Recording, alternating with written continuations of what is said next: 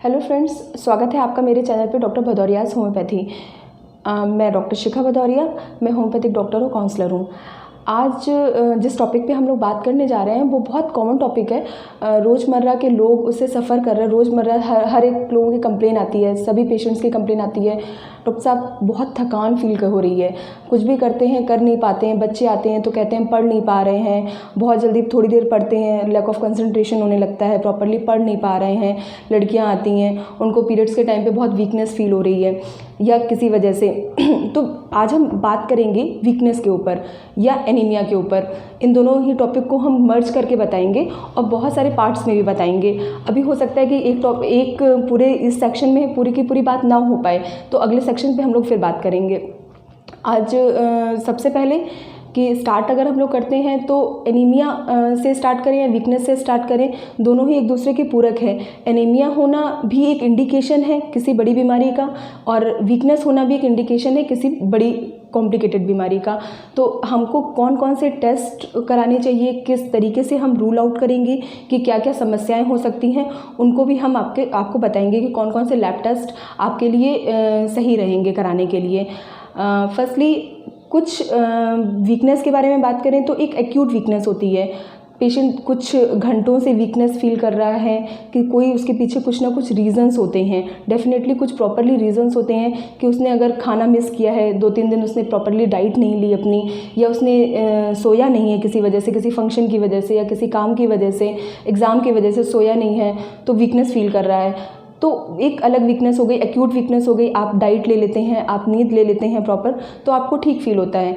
लेकिन जो chronic weakness होती है कई बार, तो क्रॉनिक वीकनेस के बहुत सारे रीज़न्स होते हैं, बहुत सारे रीज़न्स होते हैं। तो अगर हम सबसे पहले बात करें तो कुछ मेंटल चीज़ें, अगर हम कहें कि मेंटल डिप्रेस पेशेंट जो होते हैं, मेंटल कंडीशंस या बाइपोलर डिसऑर्डर के पेशेंट्स होते हैं, इस तरीके के जो मेडिसिन लेते हैं, नींद वाली मेडिसिन लेते हैं, वो अक्सर कर साइकोजेनिक वीकनेस फील करते हैं। उनको पूरा शरीर थका थका फील होता है कि मैं बहुत थकान फील कर रहा हूँ, डॉक्टर साहब मैं बहुत थकान फील कर रहा हूँ।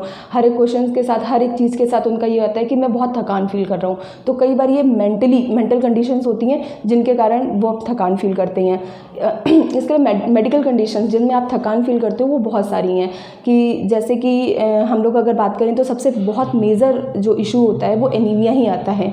एनीमिया को डिटेक्ट करना, एनीमिया को पता लगाना, क्या क्या लक्षण हो सकते हैं। आप रोज़मर्रा भागदौड़ वाली ज़िंदगी जी रहे हैं, बहुत सारी टाइम पे हमको नहीं पता चलता है कि कौन सा सिम्टम एनीमिया की तरफ इंडिकेट कर रहा है।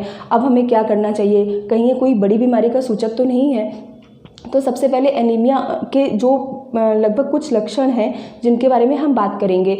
सबसे पहले कि बहुत टायर्डनेस फील करना, जो थकान है, कि आप प्रॉपर नींद ले रहे हैं, आप प्रॉपर डाइट ले रहे हैं, उसके बाद भी आप थकान फील कर रहे हैं। काम करते करते आप सोए जा रहे हैं, पढ़ते पढ़ते लोग सो जा रहे हैं, नहीं प्रॉपरली काम नहीं कर पा रहे हैं, पलक झपक रही है, बीच में जो कैट नैप बोलते हैं लोग, बैठे बैठे सो रहे हैं। तो कई बार ऐसी चीज़ें भी होती हैं। तो एनीमिया का लक्षण एक टायर्डनेस हो गया। दूसरा होता है कि सर में भारीपन रहना, थकान जैसा फील करना। आपने बहुत ज़्यादा कोई बहुत स्ट्रेस वाला काम नहीं किया, बहुत घंटों तक पढ़ाई नहीं की, आपने कोई स्ट्रेस नहीं, कोई हाउस होल्ड काम नहीं किया, उसके बाद भी आप थकान फील कर रहे हो।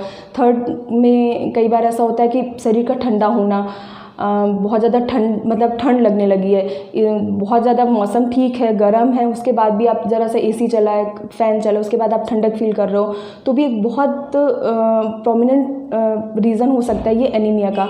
और आप इसके लिए CBC complete blood count test करा सकते हैं। उसमें आप देख सकते हैं कि हीमोग्लोबिन क्या है आपका। नाखून का बहुत कमज़ोर होना, बहुत जल्दी ब्रिटल होना, ये भी एक रीज़न हो सकता है। इसके अलावा लैक ऑफ कंसंट्रेशन, ये भी एनीमिया का एक लक्षण होता है। और इरिटेबिलिटी, बहुत जल्दी चिड़चिड़ापन आना, ये भी एनीमिया का एक लक्षण हो सकता है।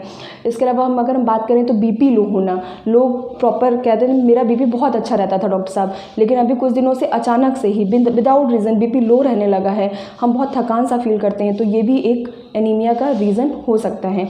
और अगर हम और भी बात करें तो जैसे जॉइंटिस में होता है आंखें पीली पड़ना, नाखूनों का पीलापन, आगे का पोर्शन, या पूरी की पूरी बॉडी में सफ़ेदी छा जाना, जिसको बोलते हैं कि आपका ग्लो चला गया है, बॉडी में एकदम चमक नहीं रहेगी, आपके फेस पे चमक नहीं रहेगी, तो वो भी एक एनीमिया का एक लक्षण हो सकता है।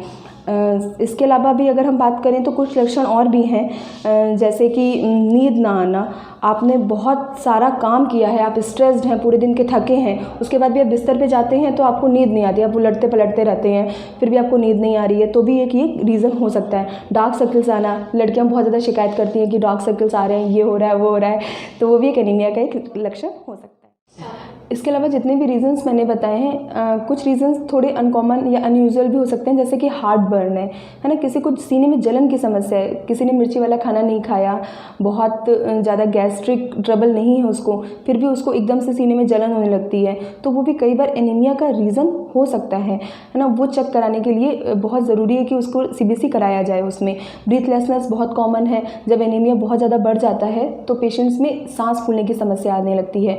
हम बहुत ज़्यादा काम नहीं कर रहे हैं, 1-2 बार स्टेयर्स चढ़े उतरे और पेशेंट्स ना बहुत ज़्यादा सांस फूलने की बीमारी या प्रॉब्लम बताते हैं, सांस फूल रही है डॉक्टर साहब, बहुत ज़्यादा सांस फूलने की दिक्कत हो रही है, तो ये भी एनीमिया का एक लक्षण हम कह सकते हैं हो सकता है। अगर आप इन सब में से किसी भी लक्षण से आप फेस कर रहे हो, आपको लग रहा है कि ये लक्षण मेरे अंदर है, तो आप डेफिनेटली एनीमिया की जांच करा सकते हैं, आप CBC करा सकते हैं, हीमोग्लोबिन टेस्ट करा सकते हैं।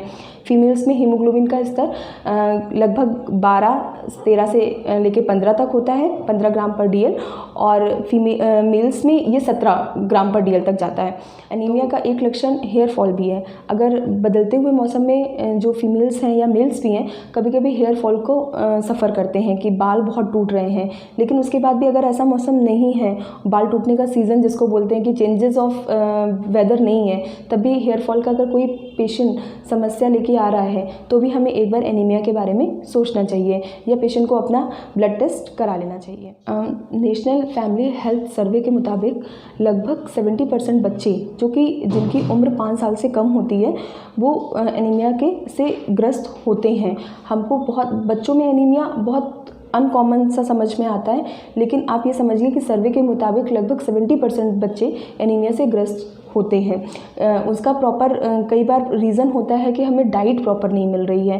प्रॉपर डाइट में जो होता है आयरन की कमी की वजह से एनीमिया हो सकता है, दूसरा फॉलिक एसिड की कमी की वजह से, या विटामिन B12 की कमी से एनीमिया होता है। तो अगर डाइट की कहीं डाइट की प्रॉब्लम की वजह से बच्चों में एनीमिया मिलता है, लेकिन अगर बच्चों को प्रॉपर फूड प्रोवाइड हो रहा है, प्रॉपर न्यूट्रिशन प्रोवाइड हो रहा है, तो भी कुछ रीजंस बच्चों में मिलते हैं जो कि उन एनीमिया के लिए रिस्पॉन्सिबल होते हैं। जैसे कि बच्चों में डायरिया का होना, बहुत सारे बच्चे इस चीज़ का शिकायत करते हैं कि जैसे ही खाना खाया वैसे ही पॉटी लग गया, वैसे ही वो स्टूल के लिए जाते हैं। तो हम लोगों को इस बारे में भी ध्यान देना चाहिए कि जो इस तरीके के पेशेंट्स आते हैं, बच्चे स्पेशली, वो एनीमिक हो सकते हैं। इसके अलावा जिन बच्चों में कीड़े की प्रॉब्लम है, लगातार उनको कीड़े का प्रॉब्लम आता है, उसके सिम्टम्स आ रहे हैं, कहीं बोरिंग हो रही है एनस एरिया में, या नाक में, कान में खुजली बहुत हो रही है, या मीठा बहुत खा रहे हैं, इस तरीके के सिम्टम्स आते हैं, तो उन्हें कीड़े की समस्या होती है, और कीड़े की समस्या में भी ब्लड लॉस या ब्लड की कमी हो जाती है। तो इन बच्चों में हमें उस तरीके से ट्रीट करना चाहिए। दूसरा, बहुत बड़ा एडोलसेंट गर्ल्स जितनी भी होती हैं, 16-17 साल की लड़कियां, 13-14 साल की लड़कियां जिनमें मेंसेस स्टार्ट हो चुके होते हैं, वो बहुत ज़्यादा अपने पीरियड्स की वजह से इस चीज़ को सफ़र करती हैं, एनीमिया को झेलती हैं, क्योंकि ब्लड लॉस बहुत ज़्यादा हो जाता है, न्यूट्रिशन उतना प्रॉपर लेती नहीं है बच्चियाँ, तो इस वजह से एनीमिया का दर इनमें बच्चियों में बहुत मिलता है। इस प्रकार से वीकनेस जो होता है या एनीमिया है ना, खून की कमी, वीकनेस और खून की कमी दोनों लक्षण हैं, सिम्टम्स हैं जो कि इंडिकेट करती हैं किसी न किसी बड़ी बीमारी को। इस तरीके से मैंने कोशिश की है पूरा का पूरा कंपाइल करने की, सारी चीज़ें आपको पता चले। अगर आपको मेरा ये वीडियो पसंद आया हो तो प्लीज़ लाइक सब्सक्राइब करिए, और आपकी कोई क्वेरी हो तो प्लीज़ कमेंट बॉक्स में शेयर करिए, मैं उसके रिप्लाई जल्द से जल्द देने की कोशिश करूँगी। Thank you.